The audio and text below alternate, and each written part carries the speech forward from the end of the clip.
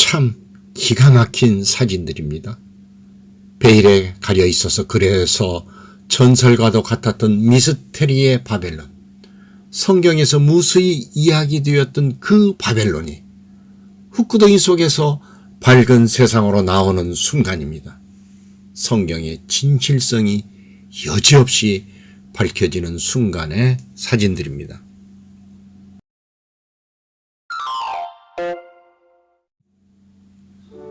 오늘은 성경은 사실이다 세 번째 강의, 땅속에 묻힌 바벨론 세상 밖으로 나오다 라는 내용으로 말씀드리겠습니다. 주님의 은총 가운데 평안하셨습니까? 오늘은 바벨론 이야기를 하겠습니다. 바벨론 하면 우리는 유다 백성들의 바벨론 유수, 즉 70년 포로 생활을 떠오르며 포로 생활 중에 신앙의 절개를 지켰던 다니엘과 그의 세 친구 이야기, 그리고 바벨탑 등을 생각하게 됩니다. 그런데 이러한 성경 이야기들이 불과 120~130년 전까지만 하여도 전설 같은 미스터리 가득한 이야기로 인식할 수밖에 없었습니다. 그 이전까지는 바벨론의 존재가 그만 흙구덩이 속에 묻혀 있었기 때문이었습니다. 바벨론 이야기 이전에 통일 왕국 이스라엘의 분열에 관한 이야기를 해보겠습니다. 이스라엘은 사울왕, 다윗왕, 솔로몬 왕을 거치며 120년 동안 통일 왕국의 시대를 이어갔지만 솔로몬의 아들 르호보암 왕 BC 930년에 남유다와 북이스라엘로 나누어지게 됩니다.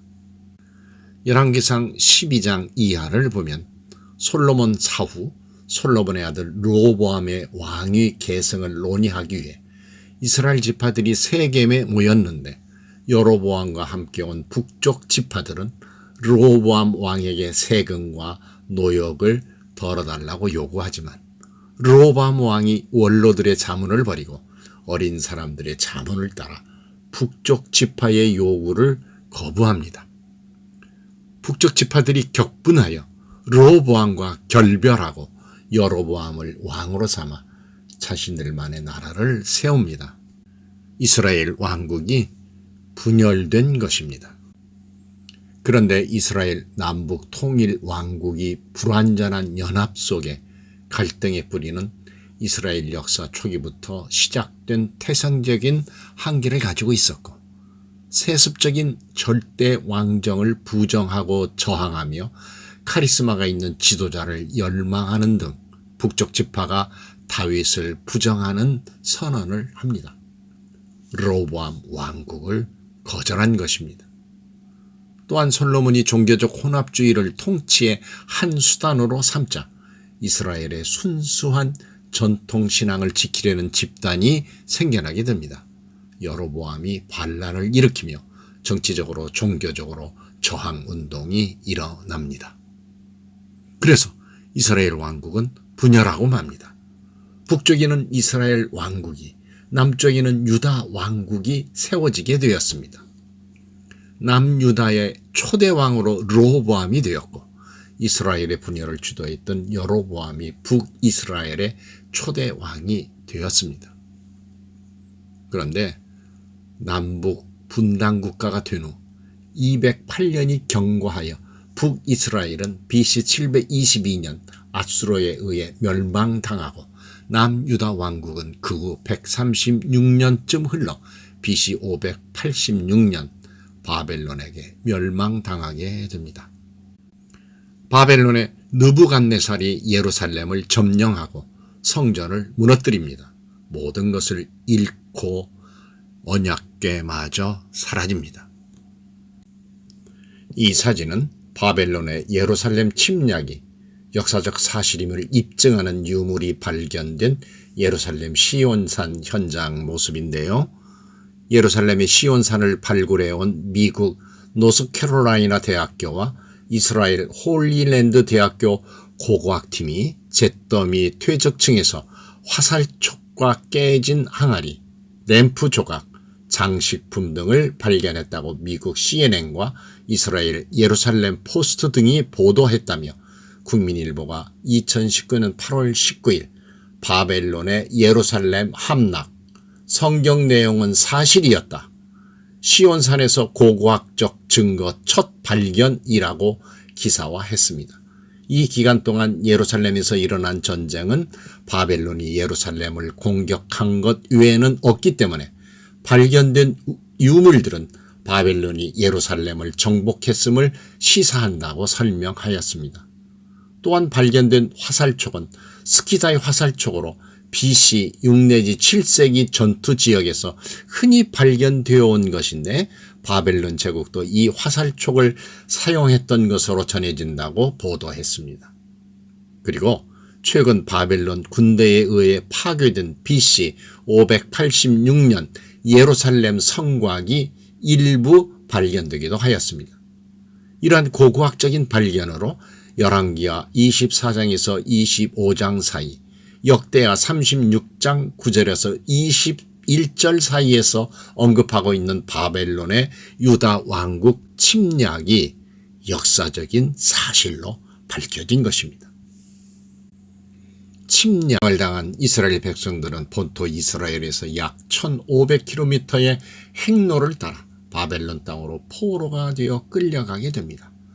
물론 그 이전 BC 605년부터 바벨론의 포로로 끌려가기 시작하였고 BC 597년에도 나라가 망한 BC 586년에도 그러니까 세 차례의 바벨론 유수 즉 유배되어 갇히는 신세로 전락하게 됩니다.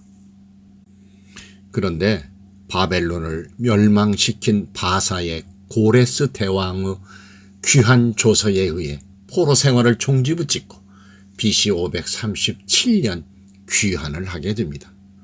그리고 예루살렘 성전 건축도 BC 536년 2월에 하게 됩니다. 그러니 1차로 바벨론에 끌려간 BC 605년부터 귀환하여 성전을 짓기 시작한 BC 536년까지 햇수로 딱 70년이라는 바벨론 포로 생활의 연수가 성경 말씀대로 정확하게 성취한 것입니다. 이 내용은 이미 예레미야 선지자가 예레미야 29장 10절에서 예언한 바 그대로입니다. 여호와께서 이와 같이 말씀하시니라. 바벨론에서 70년이 차면 내가 너희를 돌보고 나의 선한 말을 너희에게 성취하여 너희를 이곳으로 돌아오게 하리라 라고 말씀하셨죠. 시편 137편 1절에서 바벨론의 포로로 잡혀간 유대인들은 우리가 바벨론의 여러 강변, 여기서 강변하면 티그리스 강과 유프라테스 강과 그리고 이 두 강의 많은 지류들을 말합니다. 우리가 바벨론의 여러 강변, 거기에 앉아서 시온을 기억하며 울었도다 라고 절규하고 있죠. 시편 137편을 우리말 성경으로 읽어보겠습니다. 바벨론 강가에 앉아 우리가 시온을 기억하면서 울었습니다.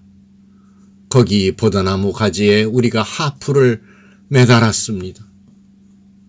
우리를 사로잡아온 사람들이 우리에게 노래를 시키고 우리를 고문하는 사람들이 기쁨의 노래를 부르라고 했기 때문입니다. 그들은 시온의 노래 가운데 하나를 부르라 하고 말했습니다. 우리가 어떻게 남의 땅에서 여호와의 노래를 부를 수 있겠습니까? 오 예루살렘아, 만약 내가 너를 잊는다면 내 오른손이 그 재주를 잃게 될 것이다. 내가 너를 기억하지 못한다면, 내가 예루살렘을 내 가장 큰 기쁨으로 여기지 않는다면 내 혀가 내 입천장에 붙어버릴 것이다. 오 여호와여, 예루살렘이 넘어지던 날에 에돔이 한 일을 기억하소서. 그들이 부르짖으며 무너뜨리라 그 기초까지 다 무너뜨리라 했습니다. 오, 멸망할 수밖에 없는 바벨론의 딸아, 내가 우리에게 한 대로 갚아주는 사람은 복이 있으리라. 내 어린아이들을 잡아다가 바위에 내어치는 사람은 복이 있으리라. 이 시편 기자의 글은 두고 온 예루살렘에 대한 강렬한 사랑과 애착, 그리고 원수 바벨론에 대한 증오심과 복수심을 정말 절절하게 표출하고 있는 내용으로 가득합니다. 다니엘 이야기를 해보겠습니다. 우리가 잘 알고 있는 다니엘은 아마 왕족이나 귀족이었는데 1차 포로로 바벨론에 잡혀갑니다. BC 605년에 예루살렘을 함락시킨 바벨론의 느부갓네살 왕은 자신의 행정적 관리를 위한 인재를 양성하기 위해 유대인의 왕족과 귀족 가운데 곧 흠이 없고 용모가 아름다우며 모든 지혜를 통찰하며 지식에 통달하며 학문에 익숙하여 왕궁에 설만한 소년을 데려오게 하였고 그들에게 갈대아 사람의 학문과 언어를 가르치게 하였습니다. 그들 가운데는 유다 자손 곧 다니엘과 하냐냐와 미사엘과 아사랴가 있었습니다. 하냐냐와 미사엘과 아사랴는 우리가 잘 아는 사드락과 메삭과 아벳노고를 일컫는 것이죠. 다니엘은 세 친구와 함께 바벨론식 교육을 받고 바벨론 음식을 먹어야 했으나 굴하지 않고 채식만을 합니다. 다니엘은 느부갓네살 왕의 꿈을 2번이나 해석하여 주었고 벨사살 왕의 잔치 석상에서 벽에 쓰여진 글을 해석하여 주었습니다. 다니엘은 바벨론 왕의 조력자이자 3번째 치리자의 자리까지 오른 사람입니다. 심지어 바벨론을 정복한 메대국의 다리오 왕조차 다니엘을 총리로 삼았습니다. 그러자 다니엘을 쉬게 하는 다른 총리와 방백들이 다리오 왕에게 왕 외에 다른 신을 섬기지 못하게 하는 조서를 내리도록 간청합니다.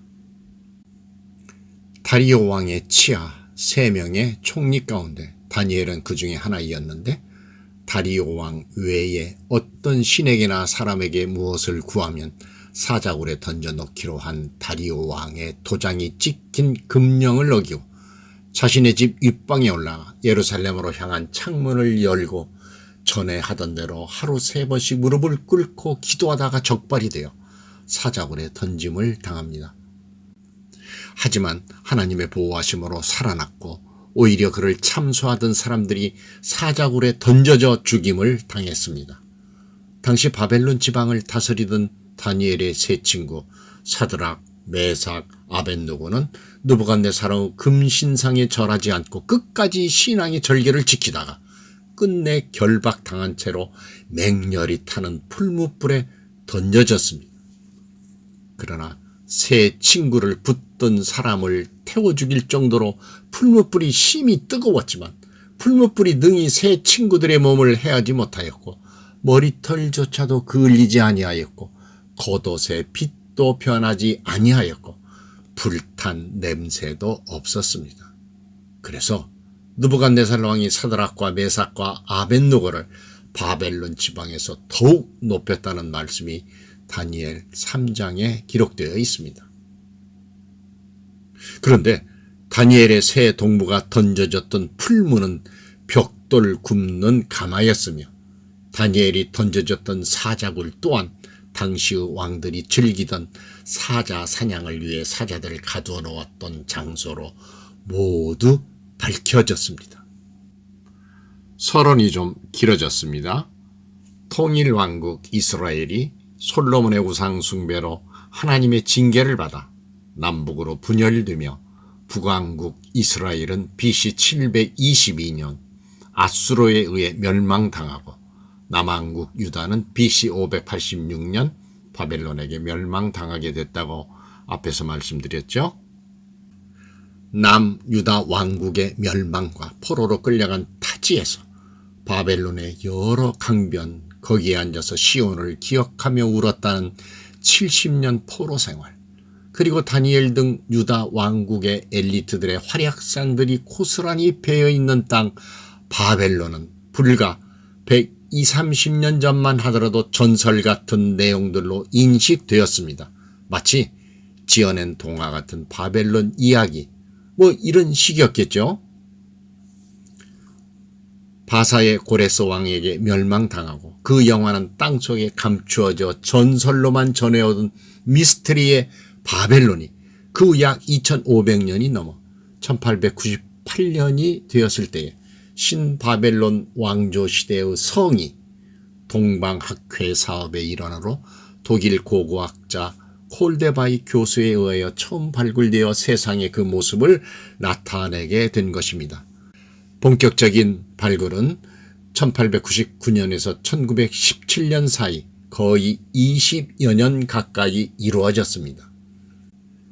선지자 이사야가 오직 들 짐승들이 거기 엎드리고 부르짖는 짐승이 그 가옥에 충만하며 타조가 거기 깃들이며 들량이 거기서 뛸 것이요 그 궁성에는 시랑, 그러니까 승냥이와 일이, 시랑이 부르짖을 것이요 화려한 전에는 들깨가 울 것이라 그의 때가 가까우며 그의 날이 오래지 아니하리라 하고 이사야서 13장 21절에서 22절 사이에서 말한 것처럼 바그다드 남쪽 유프라테스 강변에서 흙구덩이 폐허 속에 바벨론 성이 발굴된 것인데 바로 그 유명한 느부갓네살 왕이 살던 왕궁입니다.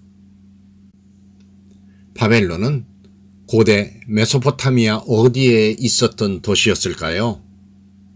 현재의 이라크 바그다드 남쪽으로 거의 100km 떨어진 지점에 있는 힐라에 위치하고 있었습니다. 그곳은 원래 풀 한 폭이 살 수 없는 사막의 한 복판에다 성읍을 건설한 것이었습니다. 지도에서 보면 바로 이 위치에 바벨론, 그러니까 바빌로니아 제국의 수도 바벨론 성이 있었습니다.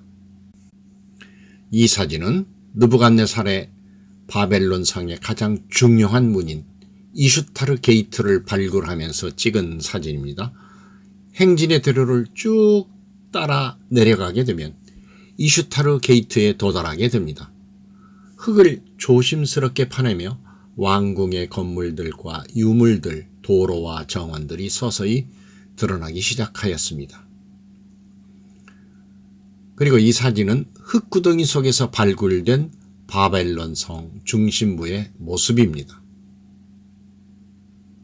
이 사진은 발굴을 통하여 완전히 드러난 느부갓네살의 바벨론 성의 8개 문 가운데 가장 중요한 관문인 이슈타르 게이트가 완전히 드러나 있습니다. 문의 높이는 14.6m이고 문의 입구는 높이 12m가 넘는 벽으로 되어 있습니다. 행진의 대로 좌우 벽을 청색 유약 바른 벽돌로 200여 마리의 사자상 등이 부조, 그러니까 도들 새김되어 있음을 볼 수 있습니다. 그러니까 바벨론 성의 관문인 이슈타르 문을 22m의 땅속 흙구덩이에서 발굴한 것입니다. 참 기가 막힌 사진들입니다. 베일에 가려 있어서 그래서 전설과도 같았던 미스테리의 바벨론, 성경에서 무수히 이야기되었던 그 바벨론이 흙구덩이 속에서 밝은 세상으로 나오는 순간입니다. 성경의 진실성이 여지없이 밝혀지는 순간의 사진들입니다. 유다 왕국의 백성들은 BC 605년부터 바벨론의 포로로 끌려가기 시작하였고 BC 597년에도 나라가 망한 BC 586년에도, 그러니까 세 차례의 바벨론 유수, 즉 유배되어 갇히는 신세로 전락하게 됐다는 말씀을 앞에서 드렸는데, 바벨론 느부갓네살에게 나라를 빼앗기고 많은 백성들이 포로로 잡혀 유백길에 오르게 될 때 먼저 북쪽 방향으로 행진하게 됩니다. 북쪽에 있는 현재의 시리아, 알레포까지 가 그곳에서 유프라데스 강의 하류 쪽으로 정착지 바벨론을 향해 남하하게 됩니다. 직선 거리로도 1500km쯤 되는 머나먼 정말 고행의 거리였습니다. 또한 황폐화된 조국 유다에 남아있는 자들의 애환도 이만저만이 아니었습니다. 그 애환의 노래가 에레미야 애가입니다. 포로로 잡혀 바벨론 유스길에 오른 유다 백성들은 그발강을 따라 정착하게 됩니다. 그발강은 유프라데스 강가에서 끌어들인 관계용 운하로 아브라함의 고향 갈대아의 우르에서 가까운 위치에 있습니다. 이 강 주변에는 바벨론의 2차 침공 때 잡혀간 에스겔 선지자를 비롯한 유다 포로민들이 정착했으며 에스겔 선지자는 이 강가에서 환상을 보고 에스겔서를 기록하였습니다. 유다의 포로들이 바벨론 성에 이르렀을 때에 가장 먼저 걷게 된 길이 행진의 대로였을 겁니다. 개선식과 사열식이 이루어지는 대로로서 이슈타르 문과 함께 바벨론의 상징이었습니다. 이 행진의 대로는 지도에서 보듯이 유프라데스 강을 끼고 북쪽 방향에서 바벨론 도성 아래의 남쪽 방향으로 폭 20m의 길이 쭉 뻗어 있는데 약 800m가 넘는 거리는 포장된 도로로 발견되었습니다. 행진의 대로 좌우 벽은 푸른 유약으로 구운 타일들이 붙여져 있고 벽에는 여신 이슈타르의 상징인 실물 크기의 사자 그리고 바벨론을 대표하는 신, 머리는 용이고 몸은 사자이고 뒷다리는 독수리의 발톱을 가진 마르둑과 폭풍의 신 아다드의 상징 황소 등등 길이가 2m가 되는 200여 마리가 넘는 여러 짐승들이 부조, 그러니까 도들새김되어 있습니다. 이 중 이슈타르 여신의 상징인 사자상이 제일 많아 60마리나 됩니다. 행진의 대로를 걸어 내려오다 보면 오른편에 위치한 그러니까 느부갓네살 왕궁의 북동쪽에 있는 높게 솟아있는 하늘 정원이 시야에 들어옵니다. 느부갓네살 왕은 메대로부터 시집온 왕비 아미티스를 위하여 고대의 세계 7대 불가사의 중의 하나인 가로, 세로 400m에 15m의 토대를 세우고 105m에 달하는 계단식 하늘 정원을 만들어 주었습니다. 멀리서 보면 마치 작은 산과 같았다고 전합니다. 행진의 대로가 끝나는 지점에 그 유명한 이슈타르 문을 만납니다. 이슈타르 문은 바벨론 제국의 수도 바벨론 성읍의 내성으로 들어가는 8개의 문들 가운데 제일 중요한 문으로 관문의 역할을 하였으며 높이가 14.6m쯤 되는 파란색 문으로 사랑과 전쟁의 신인 고대 바벨론의 여신 이슈타르를 위해 봉헌한 것입니다. 타일로 표면이 장식되어 있는 이 문에는 바벨론을 상징하는 여러 짐승들이 양각으로 조각되어 있습니다. 바벨론 성은 둘레가 24km 정도였고 외성과 내성 그러니까 이중으로 성벽을 세워 성을 방어하고 있었으며 유프라데스 강물을 끌어와 도랑 즉 해자를 만들어 성을 요새화하였습니다. 이슈타르 문을 통과하면 웅장하고 위험 넘치는 왕궁이 오른쪽으로 바로 보입니다.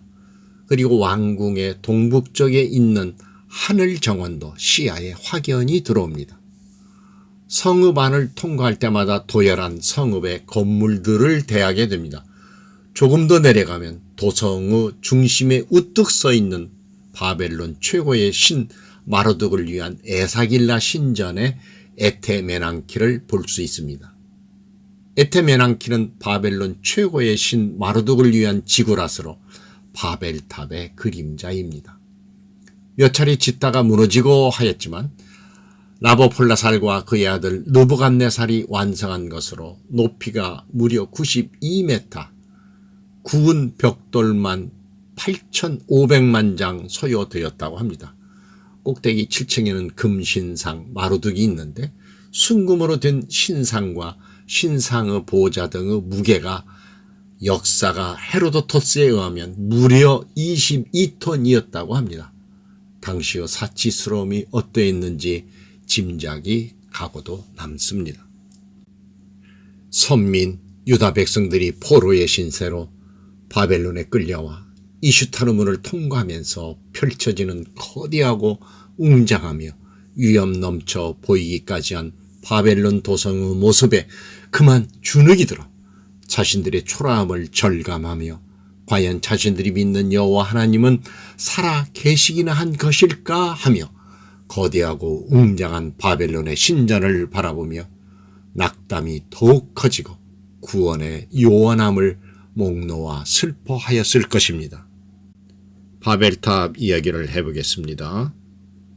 함의 아들인 쿠스의 넷째 아들 니므롯은 당시 최대의 영걸로서 모든 동생들을 규합하여 형들을 축출하고 니므롯 제국을 만들었습니다. 그리고 자신에 대한 백성들의 반역을 방지하고자 바벨탑을 쌓게 됩니다. 그러나 하나님께서는 언어를 혼잡케 하시어 서로 알아듣지 못하게 하심으로 온 지면으로 흩어지게 하셨는데 그 현장이 바로 바벨탑이 있던 곳입니다. 신의 문이라고 불리는 바벨은 바벨론 제국의 이름을 말하고 있으며 바벨탑의 현장을 가리키고 있습니다. 또한 바벨은 성경에서 말씀하시듯 혼돈이라는 의미도 있습니다. 기원전 458년 바벨론을 방문한 그리스 역사학자 헤로도토스는 네모 반듯한 밑그림에 탑이 서 있었는데 탑 위에 탑이 올라붙고 그 위에 또 다른 탑이 올라붙는 식으로 모두 8개의 탑이 차곡차곡 쌓여 있었는데 맨 꼭대기 탑 위에는 신전이 세워져 있었다고 그의 저서 역사에서 언급하고 있음에 고무된 콜데바이 교수는 큰 관심을 갖고 바벨탑의 흔적을 찾던 중 드디어 바벨탑의 위치를 찾게 됩니다. 이 사진이 바로 콜데바이가 발견했다는 항공 촬영한 바벨탑의 기단 부분입니다. 그러나 성경에서 말씀하는 바벨탑이 과연 어느 지점에 있는 것인가는 아직도 명확하지는 않습니다. 그런데 바벨론이 바로 신의 문이라는 의미와 히브리어로는 성경에서 말씀하듯 혼돈이라는 의미를 가진 바벨에서 바벨론이 시작하였다는 것은 바벨탑이 실제로 존재하였음을 의미하는 것입니다. 앞에서 말씀드린 에사길라 신전은 바벨탑의 그림자입니다.